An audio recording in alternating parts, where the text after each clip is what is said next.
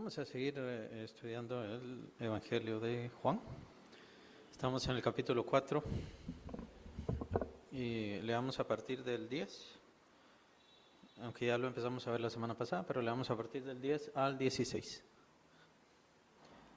Seguimos viendo la imagen que da el Señor Jesucristo a la mujer del agua viva. La sed también es una imagen. ¿Sed de qué? Porque ahí Jesús no está hablando sed de beber la que él tenía. ¿Puede ser sed de la palabra? ¿Será sed de él? Ahora, digamos, ¿será que el ser humano reconoce su necesidad de tener al Espíritu Santo y por eso es que tiene necesidad y a eso le llama el Señor Jesús sed? O sea, los seres humanos en el mundo dicen, yo necesito tener al Espíritu Santo. Con respecto al agua viva, ya tenemos una característica básica que la trae Cristo, la da Jesús. Característica básica, nadie más la puede dar. Entonces las religiones no llevan a Dios. Alguien que diga que conoce a Dios, pero está alejado del Señor o de su mensaje, pues el Señor ahí no está y por lo tanto no tiene esa agua viva. Pero recordemos nuevamente, es un símbolo. Entonces, ¿a qué es lo que está simbolizando? Y pareciera que es bien importante que mejor lo dejemos bastante claro. Si el ser humano necesita esa agua de vida, entonces ¿cuáles son sus necesidades? ¿Cuál es la necesidad del ser humano?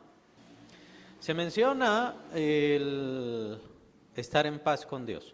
¿Será que los seres humanos tienen necesidad de estar en paz con Dios? No me refiero a que sí lo necesiten, por supuesto que lo necesitan. Me refiero a la necesidad de ellos, que ellos sientan esa sed, entre comillas, porque es una figura, que ellos sientan esa sed. Esa es otra cosa importante con respecto a esta figura del agua viva. ¿Por qué? Porque en Él estaba la vida. O sea, ¿por qué Cristo da el agua viva? Porque pues en Él está la vida. Y es precisamente las referencias que hace el Señor Jesús con respecto a la samaritana. Si tú me conocieras, estoy parafraseando, si tú me conocieras, entonces me pedirías y yo te daría el agua de vida. Pero el Señor está haciendo una figura. La mujer todavía no logra entender con quién está hablando y eso. Pero Jacob nos dio este pozo, lo acabamos de leer, Jacob nos dio este pozo, tú tienes esta otra agua, pero el Señor Jesús está haciendo una figura, entonces por eso tenemos que tratar de comprender de qué significa, cuál es el significado de cada figura, de cada sentido, cuál es la necesidad del ser humano, o si quieren más exactamente, y lo estuvimos medio viendo un poco la semana pasada, ¿cuál era la necesidad de la samaritana? La samaritana es el ejemplo del ser humano. ¿O debemos dejar de tener necesidades para ser felices? ¿Vamos a dejar de tener necesidades? ¿Vamos a dejar de desear cosas? Entonces, aquí Jesús no está hablando de las necesidades normales que tiene el ser humano. Por esa razón también, cuando la gente viene a Cristo, piensan de forma incorrecta, no quiere decir que el Señor no participe en eso, pero piensan de forma incorrecta. Como ya estoy en Cristo, entonces Él me va a dar el dinero que yo necesito. Tomen en cuenta la teología de la prosperidad actual, es precisamente en eso que se basa. No solamente Jesús le va a dar dinero, el dinero que necesita, sino que Jesús le va a hacer millonario.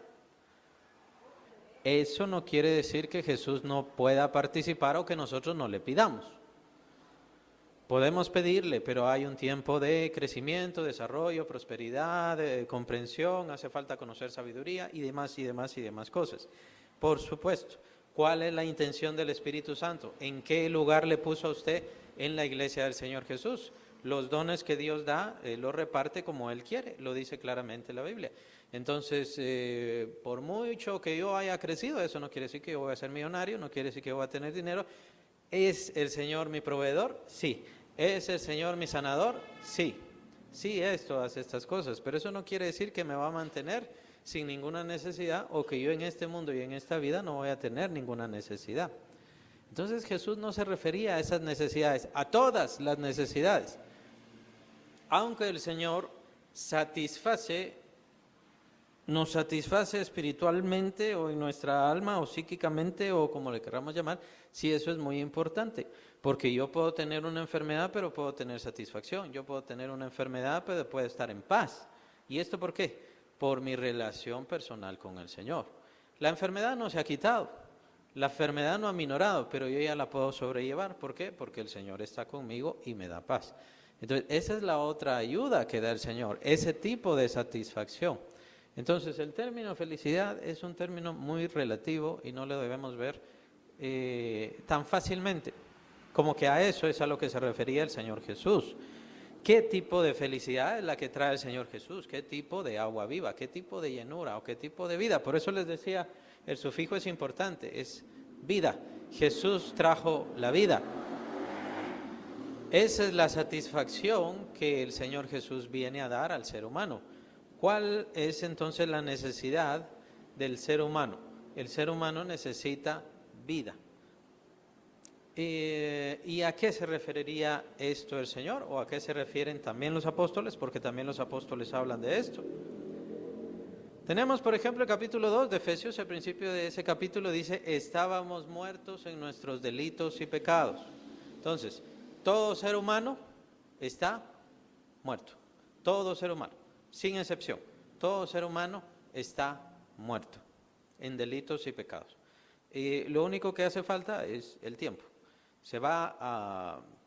Conforme al tiempo, se va a desarrollar un alma, un corazón que se incline hacia lo malo. Lo menciona el Señor, capítulo 8, lo menciona el Padre, capítulo 8 de Génesis, versículo 21, donde dice, el corazón del ser humano desde su juventud siempre se va a inclinar hacia lo malo, siempre se va a inclinar hacia lo malo, el corazón del hombre. ¿Y esto a causa de qué? A causa de que está muerto en sus delitos y pecados. Vienen enfermedades a nuestro cuerpo, ¿a causa de qué? Que estamos muertos en delitos y pecados, como seres humanos, es nuestra condición. Y nosotros nacimos y vinimos a este mundo precisamente sobre esa condición y sobre esa base, muertos en delitos y pecados. Nuestro cuerpo todavía no ha sido transformado, todavía no ha sido ni siquiera redimido, es lo que menciona Pablo en el capítulo 8 de Romanos. Entonces, ahí es cuando será redimido, será glorificado, entonces ya no tendremos enfermedades, debilidades, vejez y por supuesto la muerte, que es la misma historia. Solamente hace falta un poco de tiempo para que se manifieste entonces o venga entonces la muerte de nuestro cuerpo. Eso es lo único que hace falta. Entonces el ser humano, esa es la necesidad que tiene. La mujer lo interpretaba sea por necesidad de soledad, sea necesidad de despropósito, y entonces ella buscó su propio propósito y el único propósito que tenía, según pareciera o según nos indica el texto, pues el andar con varones, ¿no? Y al mismo tiempo ella tenía esa sed de afecto, esa sed de amor, no sabemos su crianza, no sabemos su situación, pero o no tuvo valores o simplemente desechó sus valores. Pero los valores no dan la felicidad. ¿Qué es lo que da la felicidad? El único que trae vida es el Señor Jesucristo. Por otro lado, también pienso, ¿cuál es el propósito del ser humano? ¿Qué fin tiene el ser humano? Normal, hablo, en el mundo. Como que fuera un animal. Sí, no tiene propósito. Más o menos buscan su propio propósito entre ¿qué? Y es un poquito más una distracción, un entretenimiento. Lo único que buscan es un entretenimiento, sostenerse, mantener su vida. Por eso el tener un hogar les da ¿qué? Propósito. Tener una familia, criar hijos y eso, ahí logran encontrar un propósito. Cuando pierden eso, cuando los hijos se van, pierden el propósito, pierden el sentido de sus vidas porque apenas por un poco de tiempo, porque la verdad es que la crianza son unos 20, 25 años exagerando, entonces se pierde el propósito. Pero es ese propósito para el cual Dios nos había creado y es entonces donde tenemos la evidencia. No, el ser humano natural no tiene propósito y nosotros como seres humanos naturales no tenemos propósito más allá de que el de nuestra biología, que también son, yo les llamo directrices universales o directrices divinas. ¿Cuáles serían esas directrices? Llenad la tierra y sojuzgadla. Fallamos en el sojuzgar, pero no en el llenar, ¿no? Ahí sí, el ser humano está llenando la tierra. Juzgarla, gobernarla. Es lo que significa sojuzgar. Entonces el ser humano, ¿por qué está llenando la tierra? Está llenando la tierra por la directriz de su biología o por la dirección que le da su biología. Su propio cuerpo le dice que tiene que multiplicarse. ¿Cómo salen sus hijos? ¿Cómo crecen? ¿Cómo van a terminar sus hijos? El asunto es que su propia biología les dice tiene que multiplicarse y se acabó. Y ahí ya no va más. Son los sentidos biológicos que en apariencia dan cierto propósito, pero en realidad ¿tiene propósito? No, no tiene propósito. Y lo dice el Señor claramente. ¿De qué le sirve al hombre? ¿Se recuerdan? ¿Ganar el mundo? Perder su alma. Su propósito no significa para nada. Otros que buscaron propósito en mantener su nombre vivo eternamente fue por medio de, o al menos por bastante tiempo, fue por proezas, así como Aquiles, es bastante famoso Aquiles. Él va a Troya, a esa gran guerra, porque lo único que quería era, él sabía que se iba a morir, pero lo que quería era que su nombre siguiera vivo, su nombre permaneciera. Y básicamente esa es la pena del ser humano. Por eso es que existen los monumentos, por eso es que los seres humanos ponen placas con mi nombre. Quiero que esté ahí mi nombre para que ya cuando ya no esté, entonces puedan seguir conociendo mi nombre. Y ese es lo único en lo que el ser humano se logra ir aferrando. ¿Por qué?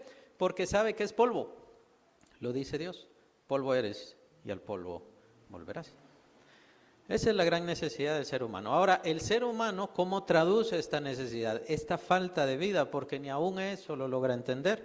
Como digo, el ser humano logra encontrar propósito en sus sentidos biológicos. Me tengo que multiplicar, tengo que criar hijos, ahí está, ese es mi sentido y ese es mi propósito. Pero ese no es el sentido por el cual nos creó Dios. Los propósitos de Dios son mucho mayores. El ser humano entonces busca en estas cosas, en estos sentidos, tratar de hacer de que su nombre permanezca, que su sentido permanezca, que él o ella tengan sentido. Esta temporada de Navidad es muy común los que se quitan la vida, ya saben, porque les viene la tristeza, porque perdí a fulano, porque perdí a fulana, entonces yo ya no quiero vivir. Perdí entonces ¿qué? Mi propósito. Perdí a quien me acompañaba, perdí a quien estaba conmigo, no tengo propósito, entonces me voy a tirar. Ya no tengo sentido. El ser humano entonces traduce esta falta de sentido buscando medios, buscando formas. La samaritana es esto precisamente lo que vemos, ella buscando en un hombre y en otro, para ver si alguno le daba su sentido de vida. Y así es el ser humano buscando propósitos y propósitos y propósitos y propósitos. A veces puede ser construir una casa, no quiero decir que sea malo, a veces puede ser tener una familia, que por supuesto no es nada malo, pero ese es el sentido de la vida, ese es el propósito y sobre todo, el Señor Jesús ya nos da una característica muy importante. Esos son propósitos pequeños, sencillos, para unos cuantos años, pero ¿qué es lo que verdaderamente pasa? Lo que pasa de verdad es que ustedes no tienen vida y ustedes traducen esto. Por eso tienen vicios, por eso puse entretenimiento, por eso están sus vicios. Es la forma de sentir felicidad, sentir alegría. Lo tratamos la semana pasada, por eso es que la mujer samaritana tenía a sus varones o tenía a sus hombres y precisamente era la idea de sentir esos momentos de placer. Esa es la felicidad que el ser humano entiende y comprende. Nosotros como creyentes, y esto es muy importante porque es la puerta de entrada al mensaje o al tema de la adoración. ¿Cuál es el sentido de nuestra vida? ¿Cuál es el propósito? Nosotros como cristianos ya tenemos un genuino propósito o una vida verdaderamente eterna, diríamos así. ¿Por qué? Porque el Señor Jesús está en nuestras vidas y nuestra vida no va a terminar ni aunque este cuerpo fallezca y yo me separe de este cuerpo. Mi vida no va a terminar. ¿Por qué? Porque mi vida está en Cristo, mi vida está en el Señor, mi vida está refugiada en Él. Pero ¿serán así los creyentes? ¿De verdad? ¿Será de verdad esa la entrega que tienen los creyentes? Es el dilema de los creyentes y es la situación y la razón por la cual debemos estar en la iglesia y debemos seguirnos esforzando. La pregunta sobre la adoración empieza por si ya tiene el agua de la vida. ¿Ya ha recibido el agua de la vida? El Señor Jesucristo le ha dado esa agua viva. Más adelante el Señor Jesús va a hablar con la samaritana sobre el espíritu. Entonces esta agua de vida es de espíritu o es espiritual. El ser humano está muerto en esencia y filosóficamente es muy interesante esto porque el creyente tiene que cambiar su filosofía. No solamente ha recibido a Cristo Jesús, ha recibido un propósito de vida y un propósito de vida eterno que debería dominar todo el sentido de su vida y sus convicciones. Y aquí en adelante. Es un tema muy importante que va a introducir el tema de la adoración, que es un tema importantísimo. Bueno, no sé si hay alguna duda o comentario sobre esto. Veamos lo que le dice la mujer al Señor Jesús a partir del versículo 10. La mujer le dijo, Señor, no tienes con qué sacarla y el pozo es hondo. ¿De dónde pues tienes el agua viva? ¿Acaso eres tú mayor que nuestro padre Jacob, que nos dio este pozo del cual bebieron él y sus hijos y sus ganados? Todas estas partes nos señalan precisamente a la historia, a la mente, a la ideología de la mujer. La mujer, ¿qué pensaba sobre Jacob? Ella misma lo dice aquí. Que era hija de Jacob. ¿A qué se refiere con que era hija de Jacob? Que venía de la descendencia de Jacob. ¿Por qué? Lo vimos la semana pasada. Por eso nos tardamos todo lo de la semana pasada para poder entender quiénes eran los samaritanos. Los samaritanos venían de Efraín. ¿Efraín quién era? Era hijo de José y José era hijo de... José era hijo de Jacob. Está hablando de su descendencia. Tenía sentido, tenía propósito. O sea, todavía reconocía sus raíces de parte de los patriarcas tan importantes. Un patriarca tan importante que tenía promesa. ¿Se recuerdan con Jacob? Era el que tenía la promesa. Se la quitó a Esaú, aunque el que había salido primero era Jacob en realidad, y se estaban luchando entre ellos, ¿se recuerdan? Aún hasta en el vientre, y siguieron luchando. Son historias muy interesantes, pero al final quien alcanzó la promesa, y quien obtuvo la bendición, y quien obtuvo la misericordia fue Jacob. Primordialmente porque luchaban entre los dos. Jacob le ganó a Esaú por el engaño. ¿Será por eso? Pero hay una frase bien importante que la da Dios. ¿Qué frase da Dios sobre estos dos hermanos? Que define la bendición de uno y el rechazo de otro. A Jacob amé y a Esaú aborrecí. Es una palabra del Señor. A Jacob amé y a Esaú aborrecí. Eso es lo que define al final la bendición, pero son temas bien importantes porque tienen que ver y siempre nos están introduciendo a la adoración. Dios amó más a Jacob y de hecho a Esaú lo aborreció. Aún al aborrecerlo, Dios tuvo misericordia con Esaú y ayudó a los descendientes de Esaú. Eso lo van a encontrar en capítulo 6 de Deuteronomio. Pero no vamos a entrar a eso. Entonces, ella tenía historia. ¿Por qué tenía historia? Porque era descendiente de Jacob y ella se consideraba de la tribu de Efraín o al menos de ese remanente. Aunque habían sido rechazados primeramente por Dios. Porque Dios rechazó al reino del norte, ¿se recuerdan? Lo hablamos la semana pasada, todo eso lo hablamos la semana pasada. Dios rechaza al reino del norte, aún así queda un grupo. Este grupo después se convierte en los samaritanos, se empiezan a entremezclar, quieren integrarse a los judíos, ¿qué pasa? Lo rechazan y empieza la lucha entre ellos. Pero Dios se acuerda todavía de sus promesas, Dios se acuerda de este pueblo, Dios se acuerda de la promesa hecha a Efraín, se acuerda de la promesa hecha a José, se acuerda de la promesa hecha a Jacob y todavía estaba esperando. Es bien interesante. ¿Será que ahí ya tenía fe la samaritana? ¿O será que tenía fe la samaritana por estar creyendo? Vamos a tener pendiente esta pregunta, pero quiero que la estén meditando. Precisamente para que entendamos que la fe no es cualquier cosa. La fe no es algo simple, no es algo sencillo. Bueno, ¿acaso eres tú mayor que nuestro padre Jacob? Esto es a lo que se refiere el versículo 12, versículo 13, respondiendo Jesús y le dijo, cualquiera que bebiere de esta agua volverá a tener sed. Versículo 14 dice, mas el que bebiere del agua que yo le daré, no tendrá sed jamás. No tendrá sed jamás. ¿Aquí a qué se referirá? ¿No tendrá sed jamás? Esta característica de satisfacción total no se les vaya a olvidar, o más bien téngala siempre presente y siempre fresca. Más adelante va a surgir cuando sigamos viendo los temas de adoración. La gente, por lo general, toma todos estos pasajes y solamente los aplica a la salvación y al nuevo nacimiento, por costumbre. Pero el texto se va a referir completamente a la adoración, entonces es bien importante esta parte.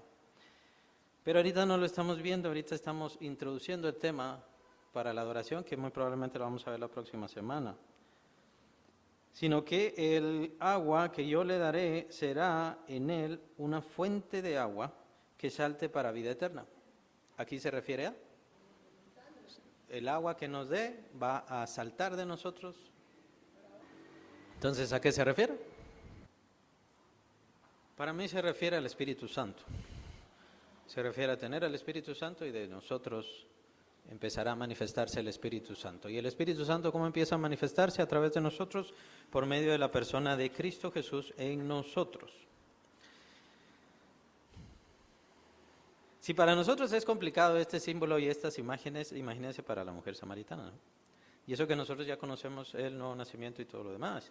Versículo 15, la mujer le dijo, Señor, dame esa agua, para que no tenga yo sed, ni venga aquí a sacarla. Esta expresión de que, ¿qué les parece? Versículo 15. La mujer le dijo, Señor, dame esa agua, para que no tenga yo sed, ni venga aquí a sacarla. Ahora, entiendo que mencionen como que no le había entendido. Tal vez no es que no le entendí, si todavía no tenía toda la explicación y todavía no tenía todo el conocimiento. ¿Qué nos enseña esto sobre la fe? La fe es más espiritual. ¿Algo más? Es muy interesante porque le creyó, no tenía todo el conocimiento y como que siguió solamente la corriente con respecto al símbolo del agua. Pero claro, el Señor todavía no le estaba explicando todo esto que nosotros estamos viendo acá, que ya conocemos, es lo que trajo Cristo. Pero le creyó. Entonces, ¿en qué se basa la fe de ella? Porque eso es fe. Creer en Cristo. Poner su confianza en Cristo, eso es. Señor, yo no entiendo. Señor, no comprendo bien, no sé qué está pasando. Pero yo confío en ti. Yo no sé por qué pasan estas cosas, yo no sé por qué me pasaron estas cosas, yo no sé por qué viví esto, pero yo creo en ti. ¿Se recuerdan, Pedro? Por eso me gusta mucho esa imagen en la pesca milagrosa. Señor, toda la noche estuvimos, es lo que le decía su mente, su experiencia, su conocimiento. No hay pescados en el agua, no hay. Toda la noche estuvimos ahí. Pero en tu nombre echaré la red. Eso es. No quiere decir que el conocimiento sea malo. El conocimiento es importante y tenemos que irlo ganando. No quiere decir que sea malo el no ahondar en el conocimiento. Lastimosamente, y sí pasa, y hay mucha costumbre en esto, especialmente en los fundamentalistas, que nuevamente es la crítica que siempre hago, ¿no? Tienen tanto conocimiento que se les olvida la fe. Tanto conocimiento les opacó la fe. Y eso no es así. Se les olvida que la fe se basa en lo que el Señor dice, no en lo que yo digo, no en lo que yo quiero, no en lo que yo le pido, lo que yo le demando. Yo voy a humillarme ante el Señor porque Él es el Rey, Él es el dueño, entonces Él me va a conceder favores, bendiciones, gracias a su sacrificio. Me serán abiertas las puertas de los cielos y todas las bendiciones que yo necesito, que es lo que el Señor quiere para mi vida, pero yo no le voy a decir al Señor, tú me tienes que dar esto, tú me tienes que hacer esto, tú tienes que hacer aquí, tienes que hacer allá. Él es el Rey, Él es el dueño, Él es el soberano. Muchas veces interpretamos la fe como, yo digo y se acabó, y ya estuvo. Bueno, pero el Señor lo dijo, porque si el Señor no lo dijo, Hay que tener cuidado con considerar que la fe es lo que yo digo. No es lo que yo digo. La fe es lo que el Señor dice y lo que el Señor quiere para mi vida. ¿Qué tenemos que hacer nosotros? Ir evaluando la fe, ir buscando la fe. A veces pensamos nosotros que necesito leer y leer y leer y leer la Biblia para poder tener fe, y no es así. ¿Se recuerdan? La fe es un regalo. La fe es un regalo que viene por la palabra de Dios.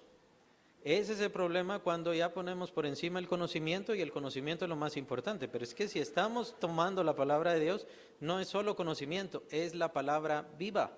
Esto es lo que sintió la mujer. La mujer, cuando le estaba hablando de esta agua viva, ella escucha la palabra de Dios y reconoce la vida en esas palabras, y ella quiere recibir esa vida por medio de esas palabras.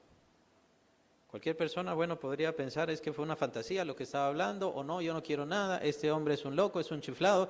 No, ella dijo, este hombre es especial, este hombre es diferente, este hombre me puede dar algo que ningún otro me puede dar o me ha dado. Qué interesante eso. Aunque ella no sabía toda la historia, no sabía lo que vendría después, el Espíritu Santo viene hasta Pentecostés y todo lo demás que sabemos sobre el nuevo nacimiento y todo eso. Ella solamente puso su fe, su confianza, su seguridad en Cristo Jesús, por quien Él era. Y eso que escuchó unas palabras nada más. Muchas veces los cristianos leemos y escuchamos al Señor Jesús y no ponemos nuestra confianza en Él. Yo no sé cómo me va a sanar el Señor, yo no sé cómo me va a dar vida, yo no sé cómo el Señor me va a mantener, pero yo voy a poner mi confianza en el Señor y voy a hacer lo que Él dice, voy a buscar de Él. Una fe sencilla, una fe simple, ese es el principio de la fe, el principio elemental de la fe. No quiero decir es una fe primitiva o una fe que es muy pequeñita. Sí, era pequeña, llamémosle en ese momento, por darle una cantidad. Ella no tenía mucha información, pero la puso en la seguridad correcta, como debía ser. Ella puso su confianza en la roca, que es Cristo Jesús. Y más adelante, ¿qué estaría haciendo? Y ese es el propósito de nosotros cuando venimos a la iglesia. El propósito es que nosotros cada vez más tengamos más confianza, más fuerza, más seguridad en quién yo he creído. ¿Se recuerdan Pablo? Pablo estaba ahí esperando su ejecución. Yo sé en quién he creído y es poderoso para guardar mi depósito para aquel día. Estaba enfermo, estaba preso, estaba casi solo, pero yo sé en quién he creído. He acabado la carrera, he guardado la fe. Y esa es la vida cristiana. La vida cristiana entonces solamente nos hace y nos debe hacer conocer cada vez más y más a ese Señor en mi vida, en mi vida. No es en la iglesia, que sí está. Cuando estamos reunidos el Señor viene y está acá con nosotros, pero nosotros venimos en respuesta a lo que el Señor hace en mi vida, a diario, en todo momento. ¿Qué tanto he aprendido de Él? ¿Cómo le he conocido? ¿Cómo ha crecido mi seguridad en el Señor? Aquellas personas que han estado mucho tiempo en la iglesia y lo que han hecho es perder su fe, en realidad han perdido su tiempo. No saben para qué sirve la iglesia, no han aprovechado la iglesia, y pues esto es también porque muchos piensan que la idea de estar en la iglesia es una forma religiosa. Dios quiere que estemos en la iglesia. No, ¿para qué quiere Dios que estemos en la iglesia? ¿Cuál es el fin de que estemos en la iglesia? Que nuestra fe se haga cada vez más fuerte, segura en Cristo Jesús. Por eso nos dedicamos a ver estas cosas y estos términos teológicos y le damos el tiempo que sea necesario, porque el propósito es que entiendan que poner su seguridad y su confianza en Cristo Jesús es lo mejor que pueden hacer. Que no se trata que yo tengo mi confianza en las bendiciones y en los bienes que Él me da. Porque no es eso. Como Dios me hace favores, entonces me cae bien y estoy con Él. Como Dios no me hace favores, entonces ya no vengo a la iglesia. Como Dios no me dio lo que le pedí, entonces ya no estoy en la iglesia. Eso es infidelidad, falta de fe, falta de confianza, falta de seguridad, no conoce al Señor. Y ya que estamos introduciendo el tema de la adoración, pues obviamente su adoración no sirve. Ya vamos a entrar a esos temas bien importantes. temas muy valiosos. Pero aquí, cómo aflora la fe de esta mujer es muy interesante, muy valiosa. Una fe sencilla, puesta en Cristo Jesús. ¿Por qué? Por sus palabras, por lo que Él dice. En ese momento, ella puso su confianza en eso. Yo no sé dónde vas a sacar el agua, no sé a qué te refieres exactamente, pero yo quiero eso. Yo quiero que me lo des. Jesús le dijo, ya estamos cerrando este tema y esta clase, pero Jesús le dijo, ve, llama a tu marido y ven acá. Respondió la mujer y dijo, no tengo marido. Jesús le dijo, bien has dicho, no tengo marido, porque 5 maridos has tenido y el que ahora tienes no es tu marido. Esto has dicho con verdad. ¿Por qué le dijo esto el Señor Jesús a la mujer? Claro. Pero hay una razón directa que sí tiene que ver con lo que ustedes dijeron, solo que veámoslo más exactamente. Y vamos a saltar, no me gusta saltar, pero aquí es solamente la respuesta de la mujer y lo que le dice el Señor Jesús. Vamos a saltar versículos 25 y 26. Le dijo la mujer, sé que ha de venir el Mesías, llamado el Cristo. Cuando Él venga, nos declarará todas las cosas. Versículo 26, Jesús le dijo, yo soy el que habla contigo. ¿Qué quiere decir esto? O sea, ¿y por qué lo estoy enlazando a los versículos anteriores? Jesús no le estaba exponiendo. No era la idea de Jesús exponerla, hacerle daño, avergonzarla, humillarla, ni ninguna cosa así. Le estaba demostrando el secreto que ella tenía. Porque estaba demostrando su poder. Al demostrar su poder, ¿qué estaba haciendo? Demostrando que Él era el Mesías. Porque sí eran personas, los samaritanos sí eran personas que esperaban al Mesías. A pesar de su rechazo, a pesar de todo, seguían con la fe, tomados de la promesa de Dios, que esto le encantaría al apóstol Pablo, ¿no? Que es de lo que tanto nos hablan en la carta a los romanos. Ellos seguían tomados de la promesa, no tenían culto, no tenían bendiciones, no tenían historia, pero estaban aferrados a la promesa, a los padres.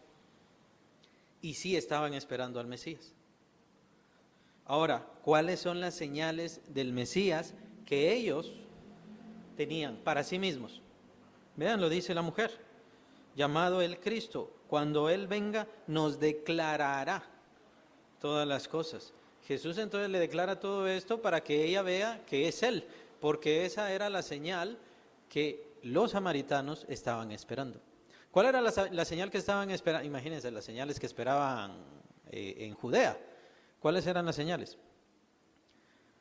Capítulo 61 de Isaías, me ha ungido el Señor con su espíritu, me ha enviado a dar vista a los ciegos, y etcétera. Me ha enviado a sanar. Las sanidades eran las señales que Dios había dado al pueblo judío, para que vieran, para que entendieran que Él era el Cristo. Por eso lo dice el Señor. Si no me quieren creer a mí, pues créanme a las señales. ¿Y no es eso lo que están esperando? ¿Ve? Estas personas, los samaritanos, no tenían promesa de que vendría un Mesías que haría milagros y milagros con ellos. Ellos tenían la esperanza de que vendría a declararles todas las cosas, y eso fue lo que empezó a hacer el Señor Jesucristo con la samaritana. ¿Para qué? Para mostrarse Él como el Mesías, como el Cristo, que ella estaba esperando, porque sí lo estaban esperando a su modo, a su forma.